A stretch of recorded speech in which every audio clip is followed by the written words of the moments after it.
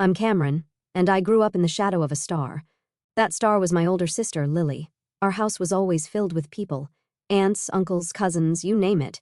They'd pour into our backyard like ants to a picnic, drawn by the promise of my mom's famous barbecue and the chance to see Lily perform. Our backyard was like a stage, with its neatly trimmed lawn and the big oak tree that provided the perfect backdrop. Dad would fire up the grill, the smell of charcoal and sizzling meat filling the air, while Mom bustled around, making sure everyone had a drink in hand. Lily, sweetie, Aunt Marge would call out, her voice cutting through the chatter, "Why don't you give us a little song?" And just like that, all eyes would turn to my sister. Lily would hop onto a chair, her golden curls bouncing, a mischievous glint in her eye. She'd clear her throat dramatically, and then, magic. My heart will go on, she'd warble, doing her best Celine Dion impression. The adults would go wild, clapping and cheering like they were at a real concert. Mom and Dad would beam with pride, Dad often wiping a tear from his eye. Meanwhile, I'd be off to the side, trying to blend in with the bushes. It's not that I didn't want to join in, but every time I opened my mouth to sing, it sounded like a cat being strangled. And poetry? Forget about it. The words would tangle on my tongue, leaving me red-faced and stammering. I'd heard my relatives whisper that I'm so unlike my sister. It wasn't just the relatives. Mom and Dad made it clear who the star of the family was. While Lily got shuttled from dance classes to singing lessons to art workshops, I was left to my own devices. Not that I minded much. I found solace in the dusty old books that lined our shelves. The only person who seemed to get me was Great Aunt Maggie. She'd find me hiding behind the garage or up in the treehouse, nose buried in a book. "What adventure are you on today, Cameron?" she'd ask, settling down beside me.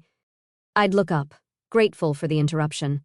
"Oh, just reading about ancient Egypt," I'd say, showing her the cover of my latest find.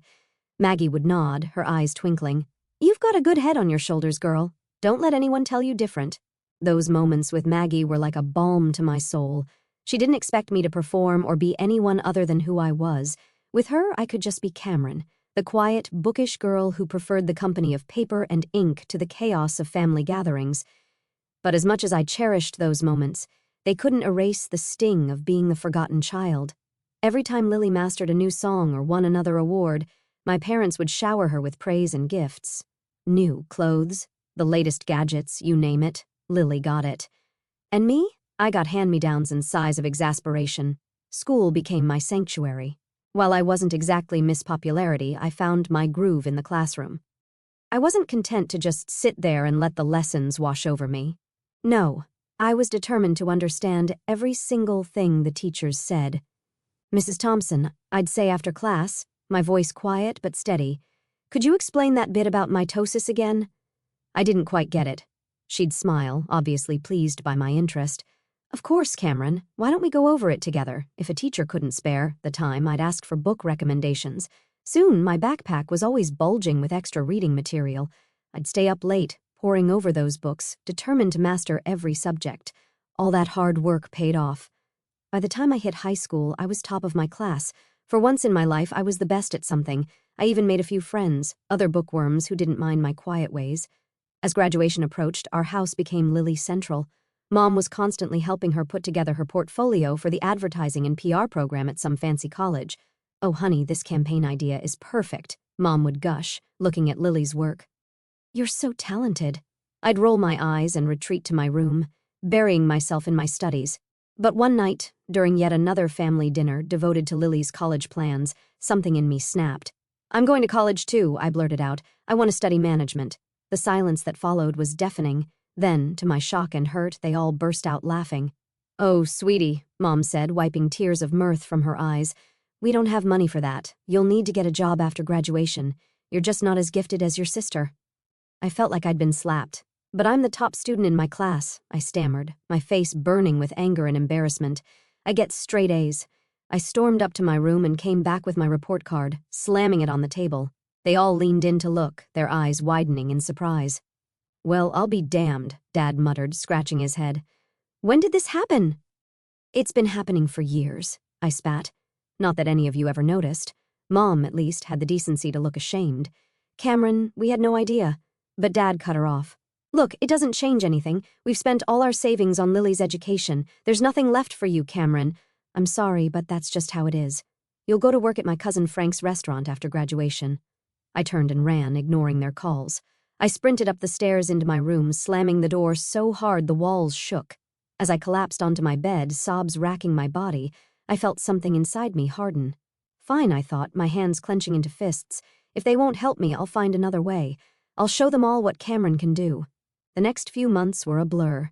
Lily headed off to college, her departure marked by tearful goodbyes and proud parental embraces. Meanwhile, I threw myself into my studies with renewed vigor, determined to graduate at the top of my class. During this time, I found myself spending more and more time with Great Aunt Maggie. Her small, cozy house became my refuge from the tension at home. One afternoon, as we sat in her sunlit kitchen sipping tea, she asked the question I'd been dreading. "So, Cameron," she said, her kind eyes fixed on me, "what are your plans after graduation?" I stared into my teacup, fighting back tears. "I don't know, Aunt Maggie. Mom and Dad won't help me with college. They say there's no money left after paying for Lily's education." Maggie was quiet for a moment, then reached across the table and squeezed my hand. "Cameron, dear, I've got some savings. I'd like to give them to you for college. You're smart as a whip, and I'll be damned if I let that brain of yours go to waste." The reality of her words hit me like a tidal wave. I burst into tears, overwhelmed by her generosity and the sudden realization that my dreams weren't dead after all. "Thank you," I sobbed, throwing my arms around her. "Thank you so much, Aunt Maggie." The months flew by, and before I knew it, I was walking across the stage at graduation, diploma in hand. As I scanned the crowd, I saw Aunt Maggie beaming at me. My parents were there too, looking proud but uncomfortable. That evening, as I pored over college brochures, Mom walked in. "Cameron, honey," she said, her voice syrupy sweet, "your father's cousin Frank called. He's got a waitressing job for you at his restaurant. Isn't that exciting?" I took a deep breath. "Actually, Mom, I won't be needing that job. I'm going to college." Dad appeared in the doorway, frowning. "And how exactly do you plan to pay for that?" "Aunt Maggie is helping me," I said, my chin held high. "She's giving me her savings for tuition." The shocked silence that followed was almost comical. Then, to my disbelief, Dad's face turned red with anger. "Absolutely not," he bellowed. "If Maggie's got money to spare, it should go to Lily. She needs a car for her job in advertising after she graduates next year." I couldn't believe what I was hearing. "Are you serious?" I spat. "This is my chance to get an education, to make something of myself." "Don't be selfish, Cameron," Mom chimed in. "Your sister needs that money more than you do." "No," I said, my voice shaking but firm. "This is my money now, and I'm using it for college." End of discussion. From that moment on, life at home became unbearable. My parents either ignored me completely or snapped at me over the smallest things. The tension was suffocating. After a particularly nasty argument, I called Aunt Maggie in tears and told her everything. "Pack your bags, sweetheart," she said without hesitation. "You're moving in with me." The next day, I stuffed everything I owned into a cab and drove away, watching my childhood home shrink in the rearview mirror. As I pulled up to Aunt Maggie's house, I felt a weight lift off my shoulders. The summer flew by in a whirlwind of preparation, and before I knew it, I was stepping onto the campus of State University. Thanks to my stellar grades and Aunt Maggie's generosity, I'd gotten into the management program I'd always dreamed of. On my first day of classes, I felt like I was floating on air. As I sat in my introduction to business lecture, drinking in every word, I couldn't help but think, I made it. I'm really here. Meanwhile, Lily was starting her senior year at her fancy college. I hadn't heard much from her or my parents since I'd moved out, but I tried not to let it bother me. I was too busy reveling in my newfound freedom and the excitement of college life. But then, about a month into the semester, Aunt Maggie called me. "Cameron, dear," she said, her voice hesitant, "I think you should sit down for this." My heart raced as she filled me in on the family drama I'd missed. Apparently, Lily had shown up at home out of the blue, announcing she'd dropped out of college. The reason? She was pregnant. According to Aunt Maggie, Lily had been flippant about the whole thing. "Oh, don't worry," she'd said, tossing her hair. "The baby's father is loaded. We'll be getting married soon." But the story didn't end there. It turned out Lily's boyfriend wasn't as committed as she thought. When he found out she'd been sleeping with his friend, too, all hell broke loose. "Now they don't even know who the father is," Aunt Maggie sighed. I sat there, phone pressed to my ear, trying to process it all. Part of me felt a twisted sense of satisfaction. The golden child had fallen from her pedestal. But mostly, I just felt sad for Lily and the mess she'd gotten herself into. The saga continued over the next few months. Aunt Maggie kept me updated on all the gossip from the family gatherings I no longer attended. When Lily's baby was born, a DNA test confirmed her boyfriend was indeed the father, but instead of the fairy tale wedding Lily had envisioned, he simply agreed to pay child support. The final blow came when Lily, desperate for work, took a job as a waitress at Uncle Frank's restaurant, the very job my parents had tried to force on me. As I hung up the phone, I felt a whirlwind of emotions.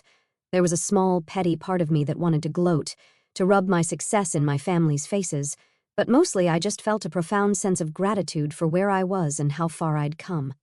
The years flew by in a blur of lectures, exams, and late-night study sessions. Before I knew it, I was walking across the stage at graduation, my hard-earned management degree clutched tightly in my hand. As I scanned the crowd, I saw Aunt Maggie beaming at me, tears of pride in her eyes. Thanks to my top grades and glowing recommendations from my professors, I landed a job as a manager at the Gilded Fork, one of the most prestigious restaurants in the city. The salary was more than I'd ever dreamed of, and for the first time in my life, I felt truly successful. With my first paycheck, I knew exactly what I wanted to do. I marched into the electronics store and bought the latest smartphone for Aunt Maggie. Her face lit up when I presented it to her. "Oh, Cameron," she gasped, turning the sleek device over in her hands. "This is too much." I grinned, already pulling out my own phone. "Not at all. Now let me show you how to use it." Over the next few weeks, I taught Aunt Maggie the ins and outs of social media. She took to it like a duck to water, especially loving Facebook's video feature. Soon, her page was filled with clips of her garden, her cat, and her infamous apple pie in various stages of creation. I'd watch her videos during my lunch breaks, always making sure to leave a comment or a like. It was our way of staying connected, even when work kept me busy. One day, as I was preparing for the dinner rush, my phone buzzed. I glanced at it, surprised to see my mother's name on the screen. We hadn't spoken in years. "Cameron," her voice was hesitant. "We were hoping you might come over to talk." After a long pause, I agreed. That Sunday, I found myself standing on the porch of my childhood home, my hand hovering over the doorbell. Before I could press it, the door swung open. "Cameron!" My mother pulled me into a tight hug. "Oh, sweetie, it's so good to see you." Inside, I found my father, Lily, and a toddler I assumed was my niece. The atmosphere was tense but not hostile, like I'd feared. "You look good, kiddo," Dad said, his voice gruff but warm. "We hear you're doing well for yourself." I nodded, still wary. "I am. I'm a manager at the Gilded Fork now." Their eyes widened at the name of the restaurant. Mom cleared her throat. "That's wonderful, dear. Actually, that's part of why we wanted to talk to you." Over the next hour, they apologized for how they'd treated me, admitting they'd been wrong to dismiss my potential. Then came the real reason for the reunion. "Cameron," Mom said, glancing at Lily, we were wondering if you might be able to help Lily get a job at your restaurant." I looked at my sister, bouncing her daughter on her knee. She wouldn't meet my eyes. "I'll see what I can do," I said finally. "No promises, but I'll ask." True to my word, I spoke to Mr. Reeves, the restaurant owner, about Lily. To my surprise, he agreed to give her a shot as an administrator. Lily started the following week. I watched her closely, half expecting her to fail or cause drama, but to my shock, she excelled. She was punctual, efficient, and the customers loved her charm. As the weeks passed, I found myself relaxing around her. We weren't best friends by any means, but we developed a cordial working relationship. Just when I thought I had everything figured out, the universe decided to throw me another curveball, this time a positive one. Mr. Reeves called me into his office one day. My heart raced, wondering if I'd done something wrong. Instead, he grinned at me and said, "Cameron, how would you like to help me expand the business?" Before I knew it, I was overseeing the opening of not one, but 3 new restaurants. My days became a whirlwind of staff meetings, menu tastings, and number crunching. It was exhausting, exhilarating, and everything I'd ever dreamed of. The promotion came with a significant pay bump, and suddenly, I found myself with more money than I knew what to do with. That's when the calls from my parents started. At first, it was just small things. "The roof is leaking," Mom would say, her voice hesitant. "We were wondering if you might be able to help out a little." I was surprised at how good it felt to say yes, to be able to solve their problems with a simple transfer of funds. It started with the roof, then it was a new water heater, and before long, I was funding a complete home renovation. As their financial situation improved, thanks to my monthly allowance, the infamous family parties started up again. But this time, when I attended, things were different. "Have you heard about Cameron's latest project?" Mom would gush to the relatives. "She's opening a new restaurant downtown. We're so proud of her." I'd catch Lily's eye across the room, and she'd give me a small smile. She was doing well too, having been promoted to head administrator at the Gilded Fork. "My girls," Dad would say, an arm around each of us, both of them making their old man proud. Part of me wanted to be bitter, to remind them of how they'd treated me before, but a larger part reveled in the warmth of their approval, something I'd craved for so long. As I drove home that night, I felt a sense of contentment wash over me. Finally, after all these years, I had what I'd always wanted, success in my career and the love and appreciation of my family. I was the golden child now, but better than that, I was my own woman, standing on my own 2 feet. It was a lazy Sunday afternoon when my world came crashing down around me. I was scrolling through Facebook, sipping my coffee, when I saw that Aunt Maggie had posted a new video. It was from one of the family gatherings I'd missed due to work commitments. Smiling, I clicked play, expecting to see the usual scenes of laughter and merriment. What I saw instead made my blood run cold. There, in living color, were my parents, their faces flushed with alcohol and self-righteousness. Mom was gesticulating wildly, her voice slurred but unmistakable. "And Cameron, that ungrateful little freeloader," she was saying, "she barely gives us anything." "We're not made of money, you know," Dad chimed in, his face red. "That's right. We're doing just fine, thanks to our Lily. She's the one keeping that fancy restaurant afloat. Cameron just rides on her coattails." The video continued, with various relatives nodding along, some even adding their own criticisms. Lily sat in the corner, looking uncomfortable but not contradicting them. As the video ended, I sat there, stunned. How could they? After everything I'd done for them, all the money I'd given them, how could they turn around and say such awful, untrue things? With shaking hands, I scrolled down to the comments. There, I saw a stream of messages from my parents. "Maggie, delete this video right now. You had no right to post this. Take it down immediately." But Aunt Maggie's response made me burst into tears. "I don't know how to delete videos, and even if I did, I wouldn't. It's time everyone saw the truth about how you treat Cameron. She's the one supporting you, and this is how you repay her kindness. Shame on you both." I sat there for what felt like hours, replaying the video, reading and rereading the comments. The betrayal cut deep, reopening wounds I thought had long since healed. Finally, I picked up my phone and dialed Aunt Maggie's number. "Oh, Cameron, dear," she said when she answered, her voice full of sympathy. "I take it you've seen the video." "Yeah," I choked, my voice raw from crying. "I can't believe it, Aunt Maggie. How could they?" I could hear the anger in her voice as she replied, "They've always been like this, Cameron. You just haven't been around to see it. I'm sorry you had to find out this way, but maybe it's for the best. You deserve to know the truth." We talked for hours, Maggie comforting me as I cycled through shock, anger, and grief. As night fell, I made a decision. "I'm cutting them off," I told Aunt Maggie, my voice firm despite the pain in my heart. "No more money, no more help. They made their bed, now they can lie in it." The days following the video revelation were some of the hardest of my life. My phone buzzed constantly with messages and calls from my parents, but I couldn't bring myself to answer. Their words, so cruel and untrue, played on a loop in my mind. Finally, after a week of silence, I sent them a brief, cold text. "I've seen the video. I know what you really think of me. Don't contact me again." The money stops now. Their responses came flooding in immediately. At first, they were apologetic. "Cameron, sweetie, we're so sorry. We didn't mean any of it. Please forgive us." But as the days passed and I maintained my silence, their tune changed. "We're your parents. You owe us." Each message twisted the knife deeper, but I stood firm. I'd given them chance after chance, and they'd thrown it all back in my face. It was time to break the cycle. Lily, surprisingly, stayed out of it. At work, she was the model employee, efficient and professional. If she harbored any resentment over the loss of our parents' financial support, she didn't show it.